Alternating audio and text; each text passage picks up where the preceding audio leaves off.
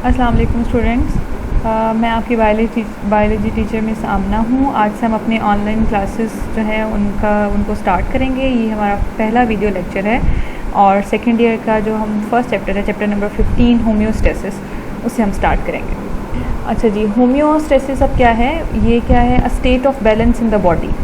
Homeostasis एक ऐसा body का मैकेनिज़्म है या प्रोसेस है जिसके थ्रू बॉडी अपने आप को मेंटेन रखेगी, अपना बैलेंस मेंटेन रखेगी कि अगर कोई भी चेंज आता है हमारे एक्सटर्नल एनवायरनमेंट में या हमारे इंटरनल एनवायरनमेंट में, तो हमारी बॉडी के पास या लिविंग ऑर्गेनिज्म, सिर्फ और सिर्फ इंसान या ह्यूमन बींग्स नहीं, सारे के सारे लिविंग ऑर्गेनिजम्स, जिसमें आपके पास इंसेक्ट्स भी आते हैं, एनिमल्स भी आते हैं, प्लांट्स भी आते हैं, सारे लिविंग ऑर्गेनिजम्स को अल्लाह ताला ने ये एबिलिटी दी हुई है कि वो सर्वाइव कर सकते हैं उस चेंज को जो एक्सटर्नल एनवायरनमेंट में आता है। वो चेंज जो है वो किसी भी फॉर्म में हो सकता है। वो टेम्परेचर का चेंज हो सकता है, वो वाटर इनका जो है कंसंट्रेशन वो ज़्यादा हो सकती है, वो वाटर कंसंट्रेशन कम हो सकती है।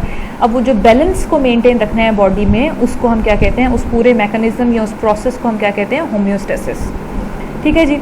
होम्योस्टेसिस को हम कैसे डिफ़ाइन करते हैं? इसको हम इस तरह से डिफ़ाइन करते हैं कि it is protection of internal environment. Internal environment से क्या मतलब है कि कोई भी लिविंग ऑर्गेनिज्म जिसकी हम बात करें, अगर हम प्लांट्स की बात करें तो प्लांट का लिविंग ऑर्गेनिज्म, अगर हम एक सेल की बात कर रहे हैं तो एक सेल का लिविंग ऑर्गेनिज्म का इंटरनल एनवायरनमेंट। सेल का इंटरनल एनवायरनमेंट से क्या मतलब है? हर वो चीज़ जो सेल की बाउंड्री से अंदर है। तो सेल की बाउंड्री क्या है जी? Cell membrane. और प्लांट्स के केस अगर हम का केस होगा तो हम सेल वॉल को कंसिडर करेंगे, आउटर मोस्ट बाउंड्री।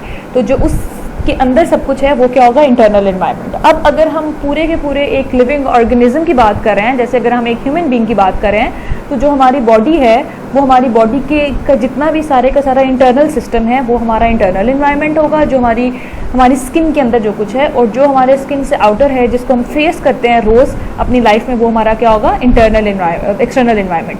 अब बॉडी ने करना क्या है? उसने प्रोटेक्ट करना है अपने इंटरनल एनवायरनमेंट को। उसका मतलब क्या है कि बॉडी ने अपने आप को महफूज रखना है किस चीज़ से? कोई भी फ्लक्चुएशन से मतलब क्या है? कोई भी चेंज, कोई भी ऐसी चीज़ जो ख़राब हो रही है, जो फ्लक्चुएशंस हैं एक्सटर्नल एनवायरनमेंट की, बाहर के एनवायरनमेंट में जो भी चेंजेस हैं, अगर उससे हमारी बॉडी के अंदर एबिलिटी है कि वो अपने इंटरनल एनवायरनमेंट को या अपने आप को प्रोटेक्ट कर सकती है, तो उसको हम क्या कहेंगे? होम्योस्टेसिस। ठीक है जी। तो होम्योस्टेसिस को हमने ऐसे ही डिफाइन करना है, protection of internal environment from the harms of fluctuation in external environment. अब क्या होता है होम्योस्टेसिस में कि ये जो इंटरनल फ्लक्चुएशंस हैं, जो हमारी बॉडी के अंदर जो भी चेंजेस आएंगी, किस वजह से? बाहर के एनवायरनमेंट की वजह से। उसको हमारी बॉडी क्या रखती है? कांस्टेंट रखती है। ये बॉडी की एबिलिटी है और ये करना ज़रूरी है फॉर सर्वाइवल। कांस्टेंट से मतलब क्या है? एक नैरो रेंज में अगर चेंज आएगा, ये नहीं कि हर चीज़ जो है वो रिजिडिटी के साथ स्ट्रिक्ट है कि जी अब टेम्परेचर जो है वो अगर हमारी बॉडी का नॉर्मल बॉडी टेम्परेचर 37 डिग्री है तो उससे 36 नहीं हो सकता या 35 नहीं हो सकता। नहीं, नैरो रेंज से क्या मतलब है कि वो 37 डिग्री से 35-36 डिग्री तक भी जा सकता है, वो 38-39 डिग्री तक भी जा सकता है। मतलब 1 या 2 डिग्री टेम्परेचर अगर ऊपर नीचे हो जाता है तो ये क्या होगा? Narrow range. जो हमारे इंटरनल एनवायरनमेंट है, जो भी लिविंग ऑर्गेनिज्म का इंटरनल एनवायरनमेंट होगा, जिसको हमने पहले भी पढ़ा है, वो उसमें वो कंपोनेंट्स जो सबसे ज़्यादा इस फ्लक्चुएशन से इफ़ेक्ट होते हैं वो कौन कौन से हैं? वाटर, कि आपकी बॉडी का वाटर कंटेंट कितना है, वो कितना चेंज, अगर उसमें कुछ चेंजेस आएंगी तो वो आपके लिए, बॉडी के लिए हार्मफुल हो सकता है। अगर नैरो रेंज से ज़्यादा फ्लक्चुएशंस होंगी, सडन फ्लक्चुएशंस होंगी, बहुत ज़्यादा अगर चेंज होगा, तो अगर आपकी बॉडी के सल्यूट्स की कंसंट्रेशन चेंज हो जाएगी, और सल्यूट से क्या मतलब है? उसमें सॉल्ट्स आएंगे, उसमें नाइट्रोजनस वेस्ट आएंगे और मेटाबोलाइट्स आएंगे। और तीसरी चीज़ क्या है? टेम्परेचर। तो ये वो 3 कंपोनेंट्स हैं जो आपके इंटरनल एनवायरनमेंट का पार्ट हैं या किसी भी लिविंग ऑर्गेनिज्म के इंटरनल एनवायरनमेंट का पार्ट हैं। और होम्योस्टेसिस के थ्रू हमने इन 3 कंपोनेंट्स को बैलेंस रखना है, हमने इनको बचाना है। एक्सटर्नल एनवायरनमेंट में अगर कोई भी चेंजेस होती हैं, एक्सटर्नल एनवायरनमेंट में अगर टेम्परेचर चेंज होता है, अगर वाटर का लेवल चेंज होता है, या अगर सल्यूट्स की कंसनट्रेशन चेंज होती है, तो हमने अपनी बॉडी को, या अगर लिविंग ऑर्गेनिज्म अपनी बॉडी को उससे बचा लेते हैं, तो उसको हम क्या कहेंगे? वो क्या है? होम्योस्टेसिस। अच्छा जी, अब जो डिफरेंट, होम्योस्टेसिस तो एक ब्रॉड टर्म है ना, एक बहुत बड़ा मैकेनिज्म है बॉडी का, लेकिन उसके साथ साथ कुछ हमारी बॉडी के अंदर और प्रोसेसेस भी हैं जो ओवरऑल मिलके होम्योस्टेसिस को मेंटेन रखने में या होम्योस्टेसिस अचीव करने में हमें हेल्प आउट करते हैं। वो जो 3 मैकेनिज़म्स हैं जो लिविंग ऑर्गेनिजम्स अडॉप्ट करते हैं होम्योस्टेसिस के लिए या अपनी बॉडी का बैलेंस मेंटेन रखने के लिए, वो क्या है? ऑस्मोरेगुलेशन, एक्सक्रीशन और थर्मोरेगुलेशन। ये तीनों वही मैकेनिज़म्स हैं, ये तीनों मैकेनिज़म्स उन्हीं इंटरनल कंपोनेंट्स को जो हमने अभी पहले पढ़े हैं, वाटर, सल्यूट्स और टेम्परेचर, ये उसको क्या रखेंगे, बैलेंस रखेंगे और मेंटेन रखेंगे।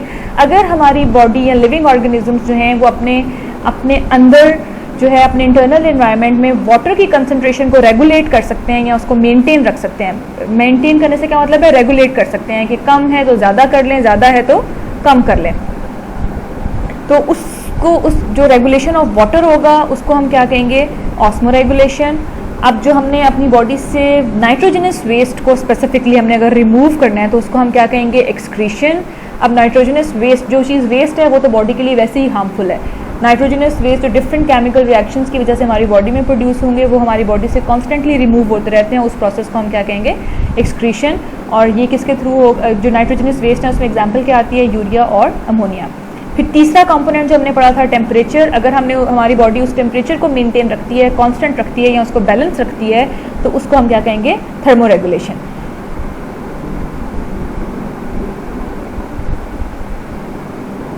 अब जी हमने ये देखना है कि जो हमने होम्योस्टेटिक रेगुलेशन पढ़ी है, जो हम कह रहे हैं कि होम्योस्टेसिस हमारी बॉडी कैसे अचीव करेगी, तो वो जो रेगुलेशन है या वो जो बैलेंस है उसको मेंटेन करने के लिए ऑब्वियसली हमारी बॉडी के अंदर कुछ सिस्टम होंगे। तो कंट्रोल सिस्टम होता है एक पूरे का पूरा लिविंग ऑर्गेनिज्म के अंदर जो इस पूरे के पूरे बैलेंस को मेंटेन रख रहा है। ये कंट्रोल सिस्टम जो है आप उसको एक बिल्कुल किसी भी फिजिकल कंट्रोल सिस्टम जो है उससे आप कंपेयर कर सकते हो। इसका वर्किंग प्रिंसिपल लिविंग ऑर्गेनिज्म के कंट्रोल सिस्टम का कि कंपोनेंट्स और जो वर्किंग प्रिंसिपल है वो ऑलमोस्ट सेम होता है, सिर्फ फ़र्क इसका होता है कि एक लिविंग बॉडी के अंदर है और एक नॉन लिविंग के अंदर है। अगर हम कंपेयर करें एक लिविंग कंट्रोल सिस्टम को with non living control system, तो जैसे मैंने आपको बताया है कि कंपोनेंट्स इसके सेम होते हैं। सबसे पहले कंट्रोल सिस्टम में क्या होना चाहिए, ज़रूरी है कि जी कोई स्टिमुलस होगा। स्टिमुलस से क्या मतलब होता है, कोई भी चेंज जिसको सेंस कर सकते हैं, जिसको फील कर सकते हैं।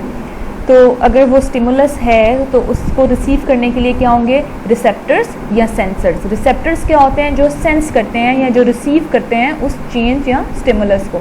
अगर लिविंग कंट्रोल सिस्टम होगा तो हम उसको कहते हैं रिसेप्टर्स, और रिसेप्टर्स क्या होंगे, सेंसरी ऑर्गन्स। आपको पता है आपकी 5 सेंसेस हैं, जिसमें आपकी विजुअल सेंस है, आपकी एबिलिटी टू टच है और एबिलिटी टू क्या कहते हैं, स्मेल है। ये सारी जो आपकी सेंसरी ऑर्गन्स हैं जिसमें आइज़, नोज़, ईयर्स इंक्लूडेड हैं, ये आपके क्या हैं, रिसेप्टर्स और सेंसरी ऑर्गन्स।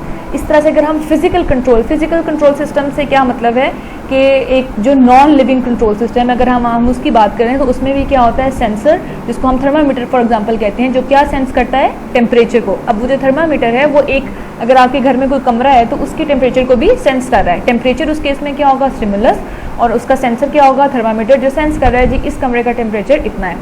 जो दूसरा कंपोनेंट है वो क्या होगा, कंट्रोल सेंटर।